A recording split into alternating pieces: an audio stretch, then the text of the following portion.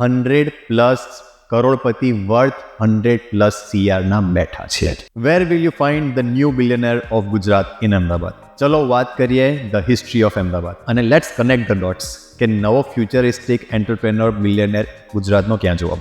અમદાવાદની જ્યારે વાત કરીએ છીએ તો પહેલાં લોકો Kalupur, relief road, Sindhi market અને રતનપુરમાં ધંધો કરતા.